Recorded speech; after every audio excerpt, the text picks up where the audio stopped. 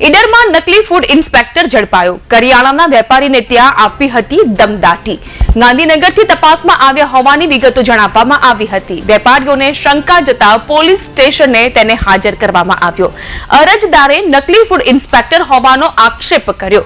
વેપારીએ ફૂડ ઇન્સ્પેક્ટરને ₹1500 આપ્યા। લોકોએ જાહેરમાં નકલી અધિકારીને મેથી પાક ચખાડ્યો। આ સમગ્ર મામલે પોલીસે આગળની તપાસ હાથ ધરી છે।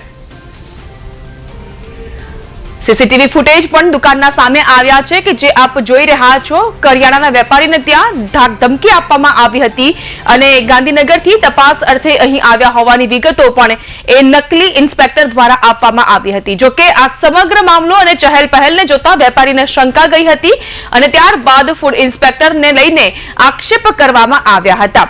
જે નકલી ફૂડ ઇન્સ્પેક્ટરના આ દ્રશ્યો આપ જોઈ રહ્યા છો। જો કે આ જ નકલી ફૂડ ઇન્સ્પેક્ટરને લઈને લોકો દ્વારા તેને મેથી પાક ચખાડવામાં આવ્યો હતો। ત્યારે સમગ્ર મામલો પહોંચ્યો છે પોલીસ સ્ટેશને અને પોલીસ સ્ટેશન દ્વારા હવે આ નકલી બની બેસેલા ફૂડ ઇન્સ્પેક્ટર સામે તપાસની કાર્યવાહી